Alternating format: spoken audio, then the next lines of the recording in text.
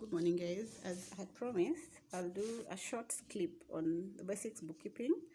Then, as time goes by, we'll advance.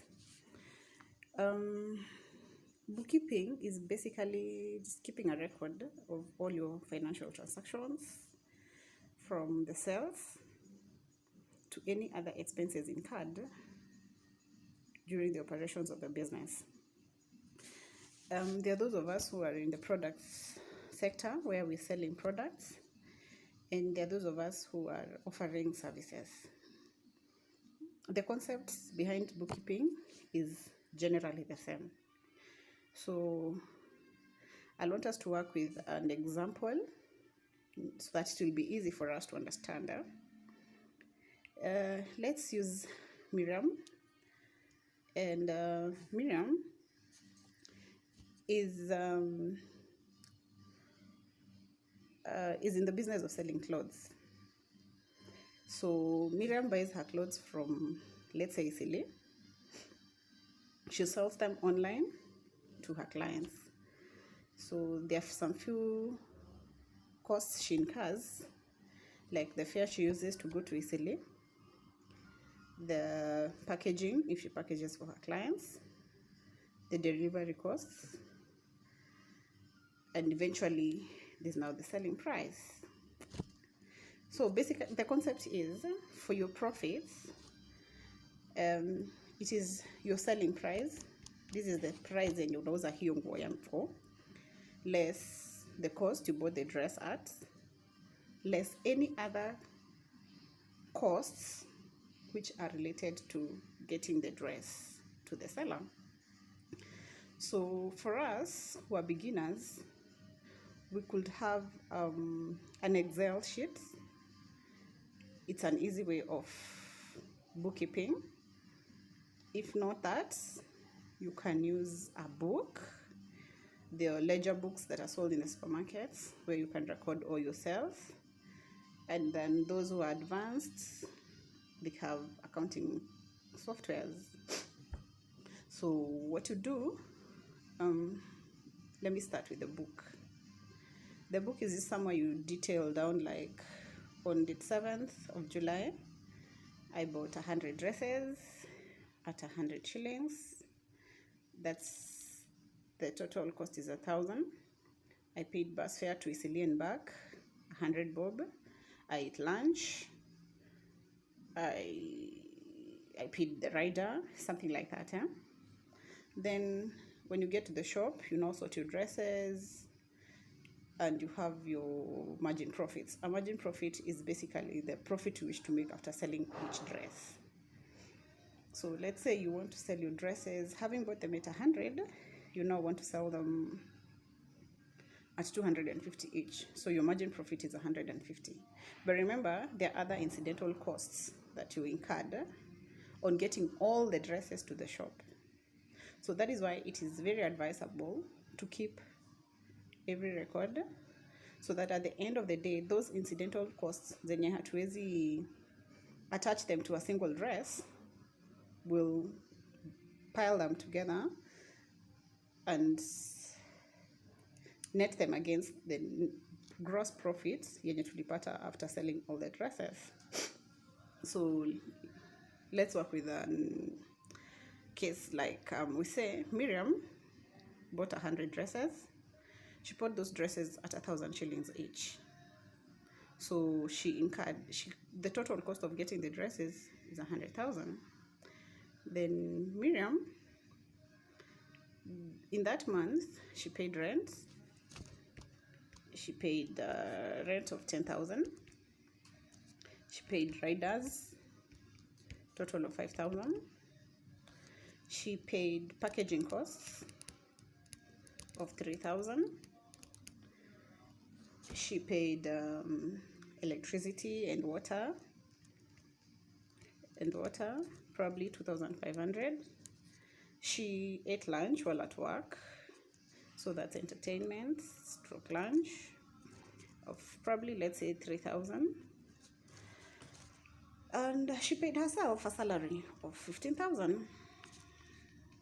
So all these are incidental costs that she should have well detailed every day, like kila siku ukikula lunch, note it down. Ukilipa rider, note it down. Ukinunua packaging materials, note it down. So at the end of the month, when doing your checks, we'll add all these totals. Tutapata zile expenses zote, the ones that you've been using on your business. You had bought 100 dresses, then you sell 80 dresses at 2,000 each. So your total sales for the month is 160,000. Sorry. You'll get the 160,000. You will less 80,000, which is the cost of buying the 80 dresses you have sold. Remember, you still have 20 dresses in stock. So this is 80,000. Then you less all these expenses, 10, 15, 18, 21 plus 15 plus 2,500 is 38,500. Sasa hii 38,500 ni hizi expenses zote: rent, rider, packaging, lunch, stima, maji, kujilipa salary. So at the end of the day, you're left with 80,000 minus 38,500. So your profit is 38,420. So now that is the money you'll decide. Do you want to plow it back into the business? Do you want it to invest in a new business or something else? So basically that is all about your income, your profits, and everything. Next, there's cash management, which is a big problem for most of us. So what I advise most business startups is avoid handling cash, because the temptations are there. You'll want to buy your babies something on the way home, you'll spot a bag you'll want to buy, so avoid handling cash. At the end of the day, bank all your monies. Bank every monies you've been left with. Remember, we've put a record, like I sold sales load ilikuwa 8,000. I paid expenses of 1,000. So I've banked 7,000. So at the end of the month, it will be really easy for you to tell where your money is. There's that which is in the bank. You can see it's all banked. There's those that is spent because it is well analyzed on your book, on your Excel sheets. Then avoid using business money for your personal stuff. Pay yourself a salary. Use the salary for your personal stuff. Remember, your business is really young, so if you keep using the little cash you're getting for your personal use, at the end of the day, you might not be able to meet your business expenses. You might not even be able to restock. Again, it's really easy for beginners to separate the costs and the profits. What I do, I have a side hustle, I sell honey. So what I do for my business is, if I sell honey, like a kg, I sell at 750.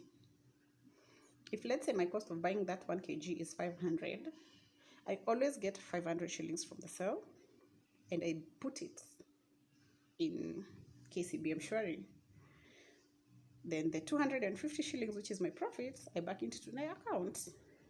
So I am left with my costs element sales, they are intact. So there's no day my honey has run out and I don't have money to restock. Because remember, the cost elements, I put it for KCB Mshwari. So it's really easy for us young people and young business people, beginners, to separate the costs.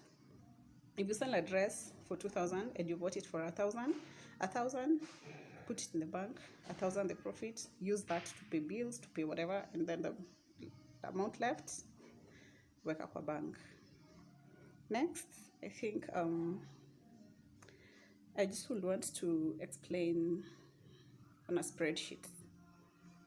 A spreadsheet, tutakuwa na columns like noted dates, the product you're selling, the quantity, and the amount you're selling it for. So if you keep filling that on a daily basis, it will be really easy at the end of the week to tell your total sales, at the end of the month, at the end of quarterly and year. It will be really easy. But it's important to have someone do your checks for you, like your checks and balances. You might not need to have a bookkeeper who does your daily bookkeeping, because that you can do it, but maybe every 3 months have someone come just check on how you're doing your bookkeeping, then use those figures to generate meaningful information, like create for you an income statement, check your profitability, check your cash flow. And remember, we have the vision of growing our businesses. So soon we'll want to access bank loans, we will want to buy assets from our companies. So it is really important to keep those records. A bank will never give you a loan without these accounts. So let us try, make it a habit of recording those nitty-gritties. Make it a habit of separating your personal use from the business. Make it a habit of having clear records. Staple those receipts, file them in a file. Write it on paper. Do not write it on a book so that you don't forget. When you pay a rider, write it down. When you deliver like a dress to someone, if they don't pay, write it down so that you remember to ask for your money later. Remember, you're in business, things vitu ni mingi, so you might tend to forget.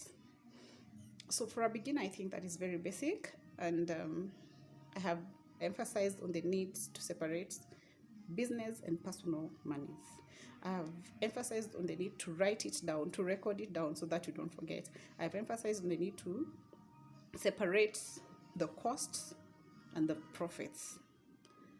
The cost of buying, put that money aside. That is money you do not touch, because that is money that is meant to keep your business growing. Yeah? Before we even invest back our profits into the business, the initial costs we should not use. So for more questions, please just write them down. I'll be coming back later. I have to rush for a meeting, but I'll be back later, and I'll sure enough answer all those questions. My number is 0726 635373 if you will feel like you want something more clarified and maybe on a personal touch. Thank you.